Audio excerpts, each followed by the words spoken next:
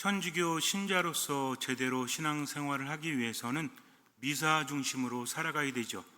미사가 너무나 많다 보니까 가끔 그 소중함을 우리가 머리는 알고 있는데 가슴으로 느껴지지 않을 때도 있죠. 어쩌면 머리로도 제대로 모르는지도 몰라요. 그래서 잘 듣고 마음에 새겨야 합니다. 사람은 알면 달라져요. 모르고 하는 것과 알고 하는 것과 분명히 다르다는 것을 우리가 알아야 됩니다. 말씀은 살아있고 힘이 있습니다. 그래서 예수님의 말씀을 우리가 들을 때 지식적으로만 들어서는 안 돼요. 그것을 관계적으로 들어야 됩니다. 무슨 얘기냐면 어떤 말을 할 때 어떤 말이냐도 중요하지만 누구의 말이냐도 중요하죠.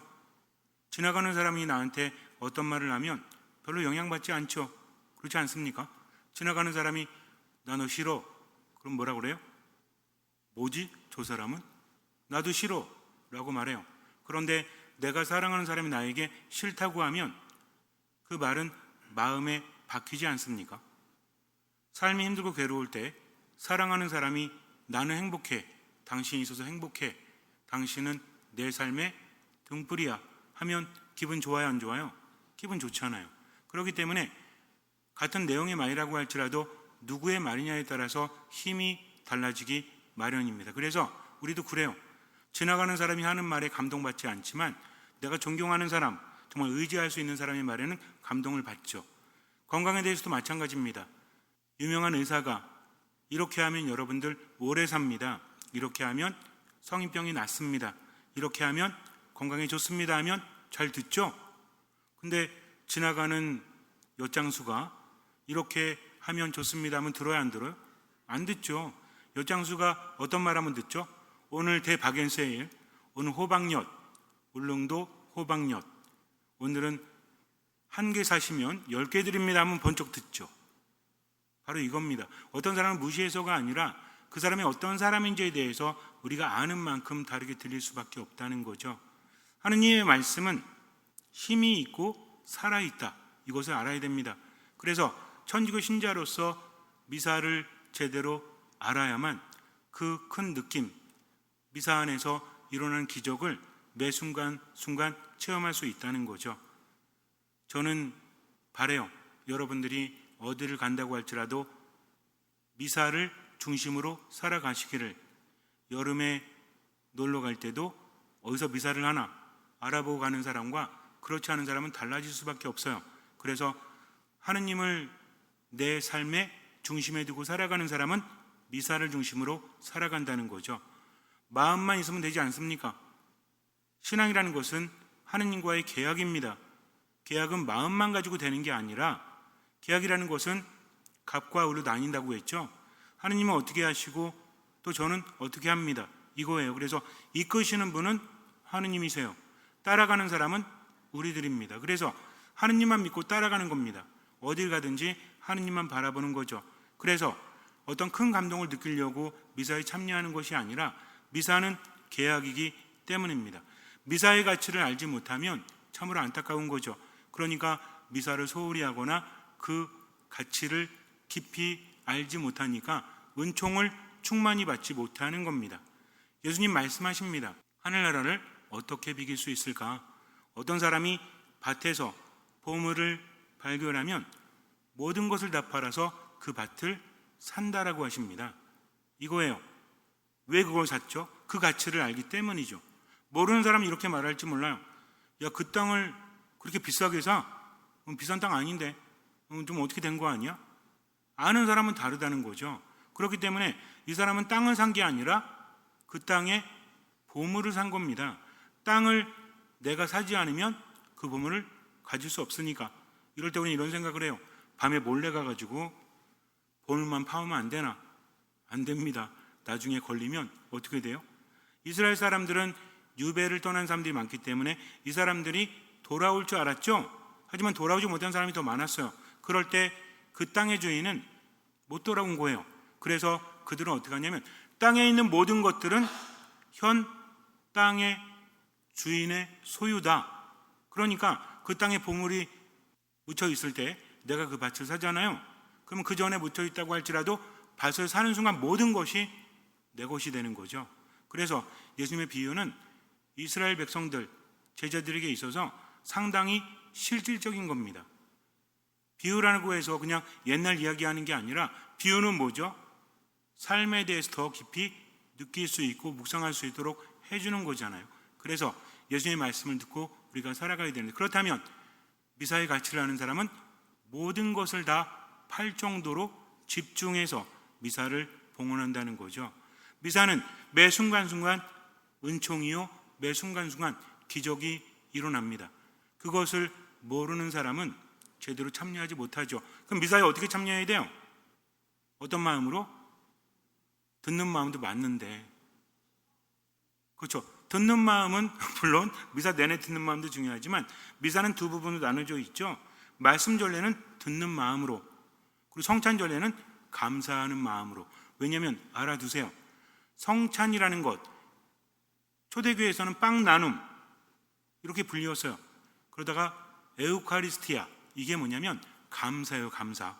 그러니까 성찬 전례의 중심은 감사기도다. 사제가 하는 기도가 감사기도입니다. 그럼 왜 감사기도라고 부를까요? 그냥 무조건 외우면 안 돼요. 성경의 흐름을 알아야 됩니다. 예수님께서는 감사를 드리신 다음 제자들에게 빵과 포도주를 나눠주시죠. 예수님께서 뭘 드리셨어요? 감사를 드리셨어요. 그래서 감사 기도입니다. 왜 그러셨을까? 그 순간이 하나님의 은총이 쏟아지기 때문입니다. 예수님은 온전한 하느님이시자 온전한 인간이시죠. 너무나 좋으신 거예요. 너무나 행복하신 거예요. 물론 예수님께서는 이제 십자가의 길에서 고통을 당하시고 순환받으시고 죽으셔야 되지만 그분이 구원을 이루심에 있어서 매우 중요한 순간, 최후의 만찬 때 제자들과 그분을 믿는 모든 사람들을 위한 구원이 그때부터 이루어지기 때문입니다. 그래서 우리가 기억해야 될 것은 최후의 만찬부터 십자가까지는 이어져 있다. 예수님께서 최후의 만찬 때 너희는 모두 이것을 받아 먹어라, 받아 마셔라, 이것을 행하여라, 기념하여 행하여라라고 하셨죠.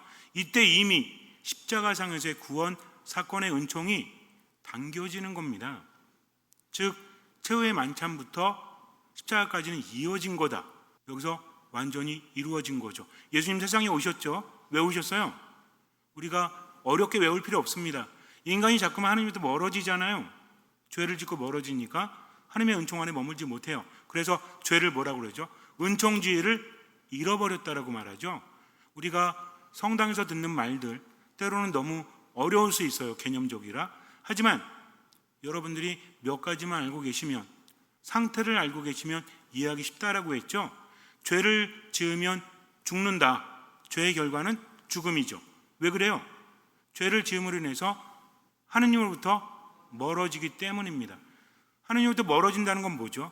그분의 은총을 받지 못하고 그분의 보호를 받지 못한다는 거죠. 죽는 겁니다. 뭐 때문에? 죄 때문에. 그러니까 하느님께서 인간이 되셔서 세상에 오셨죠. 뭐를 없애시려고?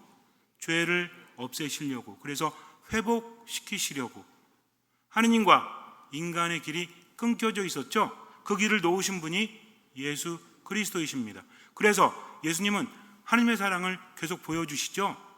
사람들을 보면서 어떤 마음을 품으시죠? 측은한 마음을 품으십니다. 너무나 가엾은 거죠. 그래서 어떻게 하십니까? 먹이시죠. 또 어떻게 하세요? 병을 고쳐 주시죠. 또 어떻게 하세요?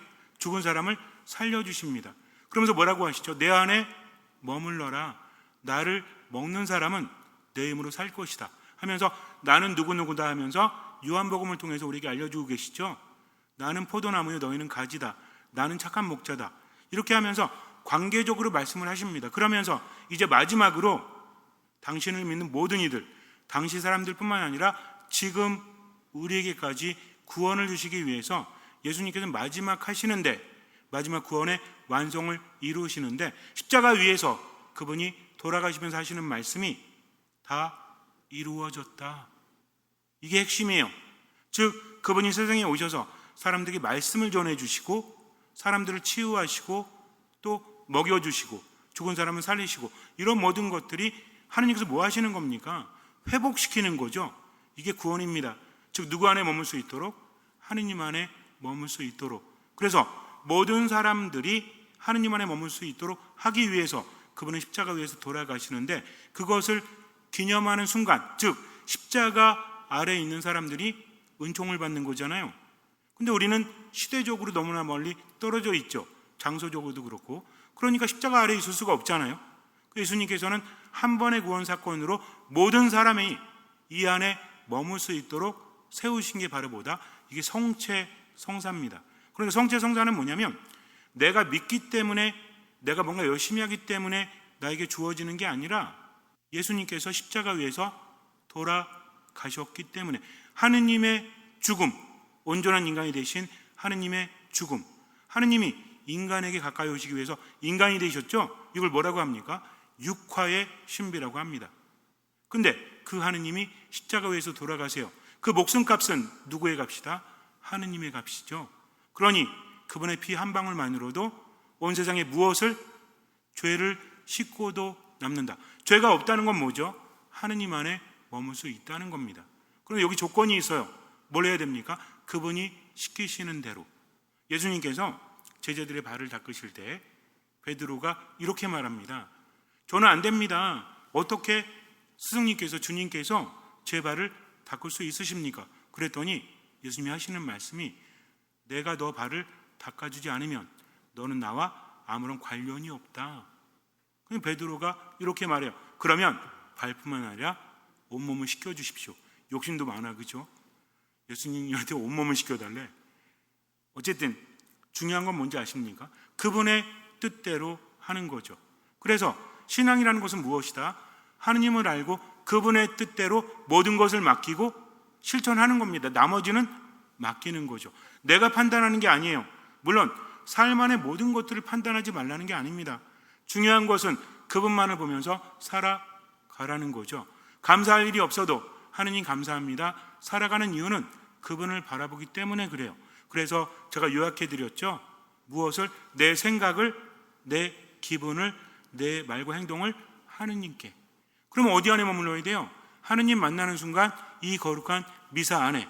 미사가 재밌어서가 아니라 예수님께서 세우셨고, 너희는 모두 이것을 받아 먹고 받아 마시고 이것을 기념하여 행하여라. 찌까론이라고 그랬죠. 히브리어로. 찌까론은 뭡니까? 두 글자로 한다면 재현이에요. 세 글자로 말하면 현재화입니다. 무슨 얘기냐면, 예수님께서 십자가 위에서 돌아가신 사건을 언제부터? 최후의 만찬부터, 성체성사를 세우신 그 순간부터 십자가 위에서 돌아가기까지, 즉 어디에 참여하면? 최후의 만찬, 성체성사에 참여하는 모든 사람들, 제자들뿐만 아니라 지금 우리도 거기에 참여하기만 하면 어디 있는 거다? 십자가 아래 있는 거다.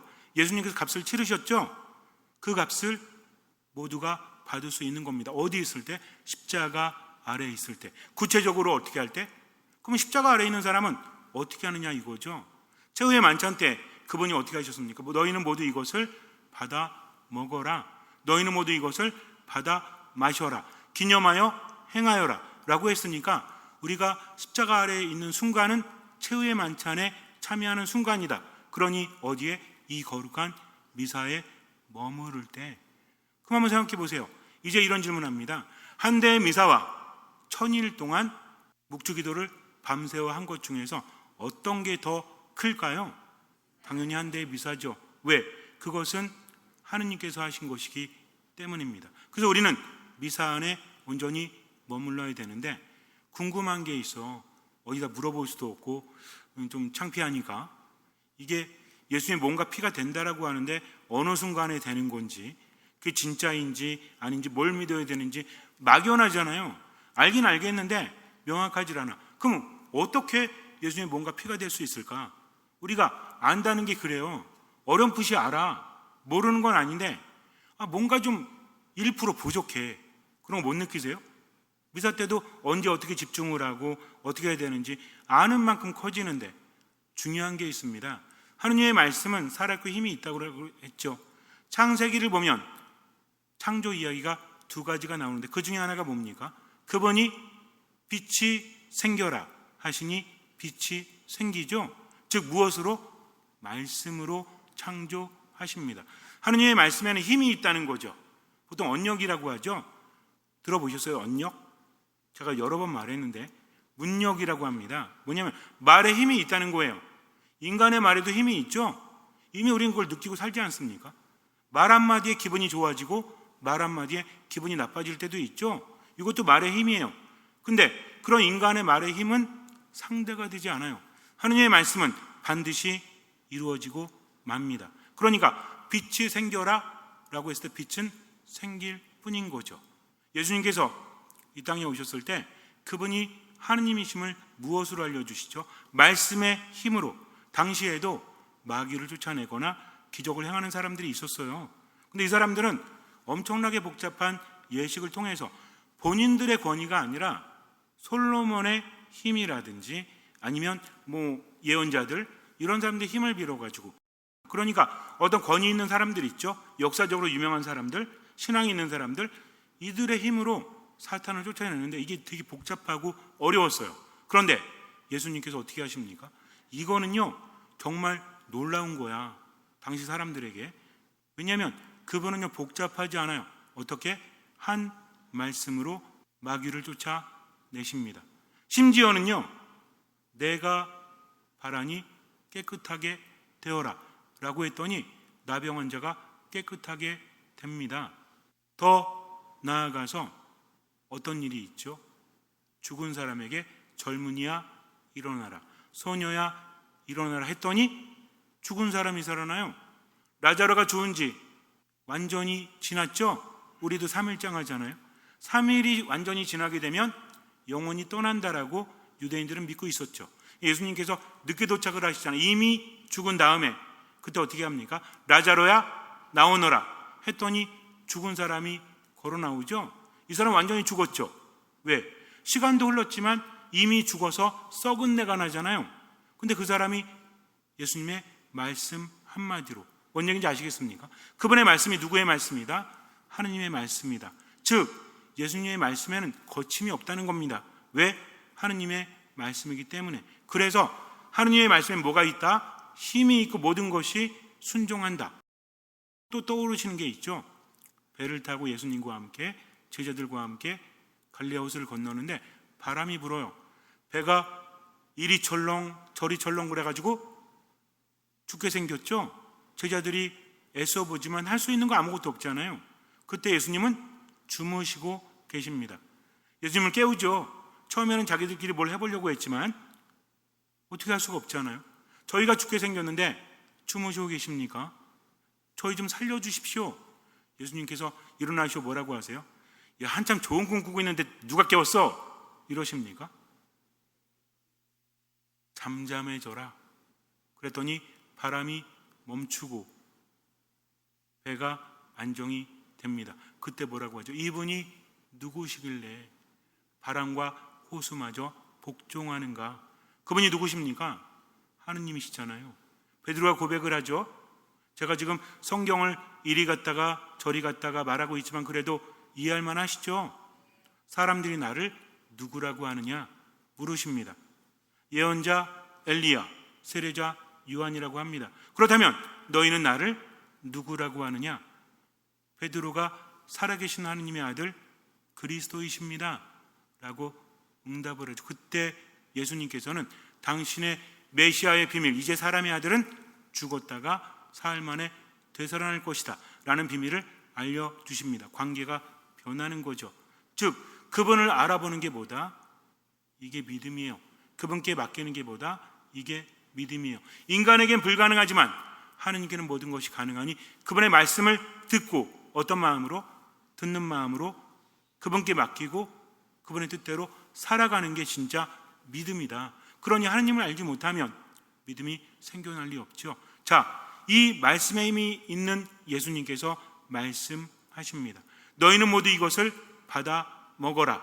너희는 모두 이것을 받아 마셔라. 이것을 기념하여 행하여라 라는 말씀에는 힘이 있다는 겁니다. 그렇기 때문에 미사 안에서도 사제가 하는 게 뭐예요? 미사 때 사제는 누구를 상징한다고 그랬죠? 그리스도를 상징한다고 그랬죠. 그러니까 미사 때 사제가 너희는 모두 이것을 받아 먹어라 라는 예수님의 말씀을 하면서 성체를 들어 올리는 순간, 즉 예수 그리스도의 몸과 피가 되게 하소서라고 하죠. 그리고 나서 이어지는 겁니다.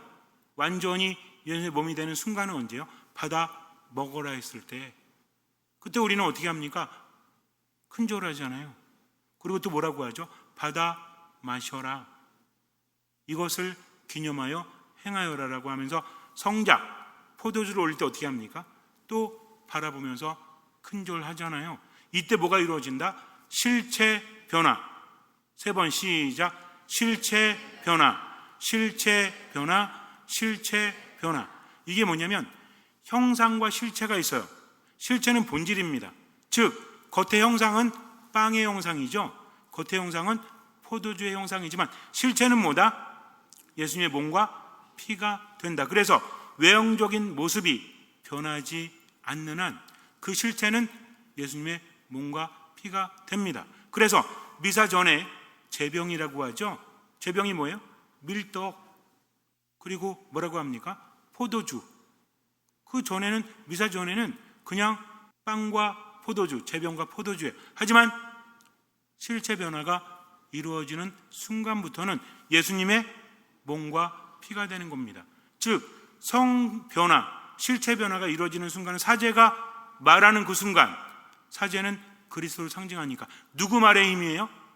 예수 그리스도, 하느님 말의 힘에 의해서 성체가, 성혈이 이루어지는 겁니다. 무슨 얘기인지 아시겠죠?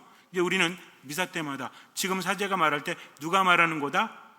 예수 그리스도께서 말하시고 이 순간에 예수님의 몸과 피가 되는구나. 그러니 그때 어떤 마음으로? 감사하는 마음으로. 어떻게 해야 될까요? 집중해야 됩니다. 이거 모르니까 어때? 몸 베베 꼬면서 그냥 집중하지도 않고 분심 든다라고 하죠. 평생 분심 들어요, 그렇게 하면. 그래서 분심 중에도 어떻게 하면 돼요? 집중하는 거죠. 집중하지 않으면 뭐가 된다고 그랬죠? 매몰된다고 했잖아요. 무엇에?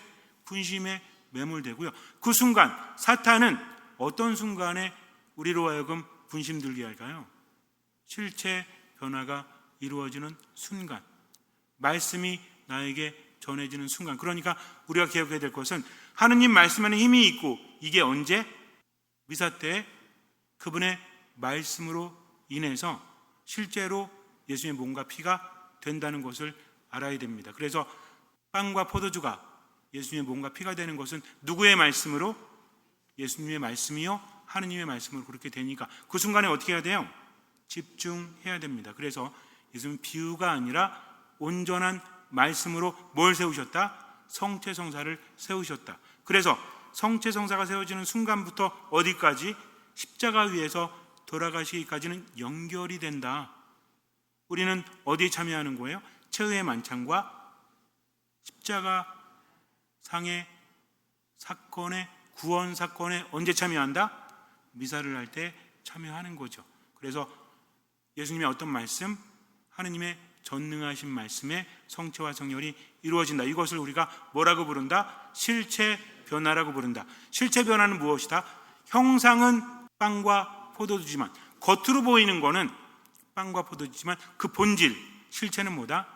예수님의 몸과 피가 되니 그분을 모실 때는 어떤 마음으로?